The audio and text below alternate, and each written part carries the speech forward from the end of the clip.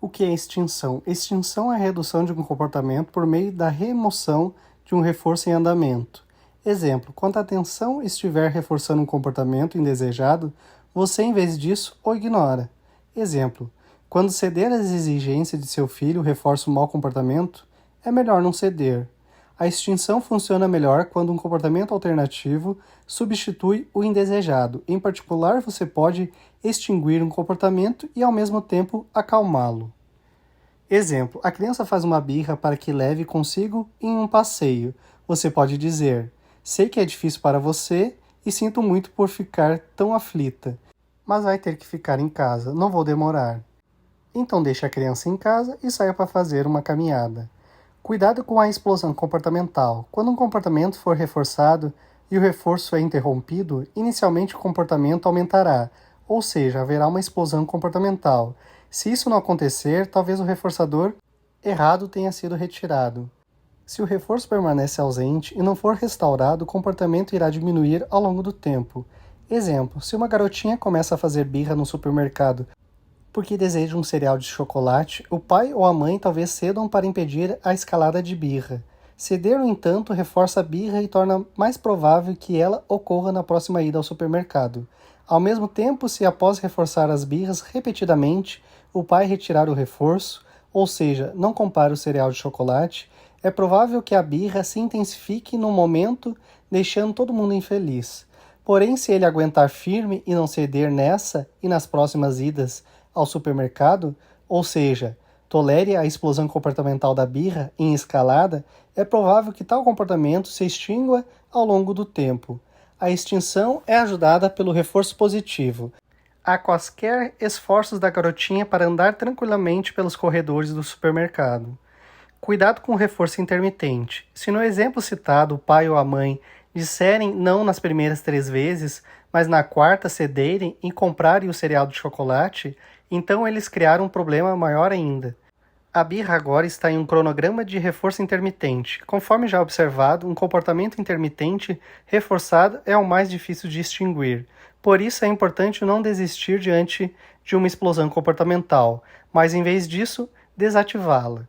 Se você estiver tentando alterar o comportamento de outra pessoa em vez de seu próprio, certifique-se de orientar o indivíduo cujo comportamento esteja alterando. Esclareça que você está começando a trabalhar para extinguir o comportamento, de um modo que não pareça arbitrário ou punitivo, e não se esqueça de reforçar comportamentos alternativos e adaptáveis. O que é saciedade? Saciedade é fornecer um reforçador antes dele ser necessário. Exemplo, dar mais atenção ao bebê quando ele faz birra pode reforçá-la. Dar a mesma atenção de quando ele não faz birra vai diminuir esse impacto. Exemplo, se você falar mais tempo com sua irmã quando ela se sentir solitária, pode estar reforçando os sentimentos de solidão dela. Você pode cessar esse impacto conversando ao mesmo tempo que conversa quando ela não estiver se sentindo só. Como funciona a saciedade? Quando o reforçador é dado antes que ocorra o comportamento indesejado, ele reduz a motivação para o comportamento e, portanto, este diminui em frequência. Vantagem da saciedade sobre a extinção. A vantagem da saciedade em relação à extinção é que você não obtém a explosão comportamental. A desvantagem é que você deve fornecer mais reforçadores potenciais do que talvez gostaria. O que é punição e como ela é diferente da extinção? Punição é adicionar uma consequência que diminui um comportamento. A consequência pode ser adicionar algo negativo, por exemplo, castigo para uma criança, multas de trânsito, crítica verbal, ou retirar algo positivo, mas não algo que previamente reforçava o comportamento. A diferença entre isso e a extinção é que esta envolve a retirada de um reforçador para um comportamento, enquanto a punição envolve retirar algo não relacionado com o reforço. Exemplo, digamos que sua irmã o pressione para passar mais tempo cuidando da sua mãe, que está doente. Ela faz isso resmungando, criticando ou culpando você. Até agora você cedeu e passou mais tempo com sua mãe. A extinção desse tormento envolveria definir esse comportamento de sua irmã como indesejado e inútil e nunca mais concordar em passar mais tempo ajudando com sua mãe quando sua irmã o pressiona. A punição pode ser envolver interromper a cordialidade, recusar-se a se encontrar com sua irmã, xingá-la, evocar águas passadas e fazê-la sentir-se culpada e criticada. Exemplo, seu filho faz birras quando você diz que é hora de ir para a cama. Em geral, diante dessas ocorrências, você cede ou deixa ficar acordado mais um tempinho. A extinção seria não ceder e não deixá-lo ficar acordado quando faz birra. Ou seja, remover o reforçador. A punição seria tirar 1 hora de TV toda vez que ele fizer birra. Uma consequência não relacionada com seu comportamento reforçador prévio. A relativa ineficácia da punição. No longo prazo, a punição é uma das formas menos efetivas para mudar o comportamento. Ela suprime o comportamento punido quando a pessoa que está punindo fica nas proximidades, mas ele tende a ser repetido quando o punidor não estiver presente. A prática também não ensina quaisquer novos comportamentos para substituir aqueles que sofreram punição. A necessidade de comportamentos alternativos. Quando esse recurso é usado, comportamentos alternativos devem ser reforçados para substituir aquele que estiver no cronograma de extinção. Nem a extinção nem a punição ensinam novos comportamentos. As pessoas não conseguem desaprender velhos comportamentos. Não é de interesse evolutivo de qualquer pessoa ou animal ser capaz de abolir velhos comportamentos facilmente. Nunca se sabe se o comportamento que é problemático agora não será útil em algum contexto novo, porém ainda não imaginado. Assim, embora a punição possa levar o indivíduo a interromper determinado comportamento, a capacidade para realizá-lo está sempre presente. Em suma, as pessoas podem aprender novos comportamentos, mas não conseguem desaprender os velhos. Supercorreção.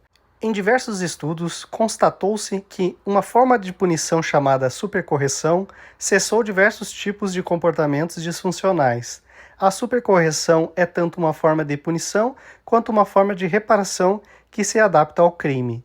Estudos descobriram que ela é mais efetiva do que apenas a correção. As instruções precisam ser explícitas, a lógica da supercorreção precisa ser claramente indicada e deve haver consequências positivas para envolver-se na supercorreção, que também precisam ser claramente enunciadas. Portanto, o comportamento corretivo necessário está dialeticamente relacionado ao comportamento problema. Existem 3 etapas quando se usa a supercorreção como punição após a ocorrência de um comportamento problema. Primeiro, quando a pessoa que pune retira algo que o indivíduo punido deseja ou acrescenta uma consequência desagradável, a consequência mais efetiva é aquela que aumenta um efeito natural, mais indesejável, do ponto de vista da pessoa punida, do comportamento. Em segundo lugar, a pessoa que pune exige que o indivíduo se envolva em um novo comportamento que faça tanto a correção quanto a supercorreção dos efeitos nocivos do comportamento problema.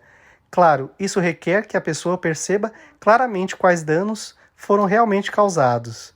Em terceiro lugar, tão logo ocorra o novo comportamento supercorrigido, de imediato a pessoa que pune cessa a punição, desfazendo as condições negativas ou cessando a retirada. Assim, o indivíduo punido tem o caminho livre para abolir o comportamento. O desafio é conceber os resultados e os comportamentos da supercorreção que sejam suficientemente indesejáveis, sem ser triviais ou desconectados dos comportamentos que o punidor quer ensinar. Exemplo: seu filho recebe os amigos em sua ausência e eles deixam a sala uma bagunça. Por isso, você proíbe a visita dos amigos e também que o filho saia com eles.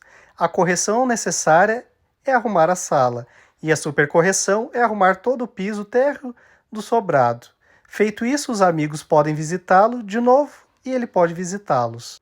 Exemplo: uma pessoa derrama algo no chão, a correção seria limpar a sujeira e a supercorreção seria limpar o piso inteiro. Exemplo: se um casal sempre chega atrasado para compromissos de jantar, os dois podem se corrigir encontrando uma forma de chegar a tempo e se supercorrigir oferecendo uma carona a você ou pagando seu estacionamento. Exemplo: você derruba e quebra um vaso na casa de seu amigo. A correção é substituir o vaso. A supercorreção seria preenchê-lo com belas flores. Para um melhor entendimento deste vídeo, assista ao vídeo Como Mudar Comportamentos, Reforço. Lillingham 2018, página 309 a 312.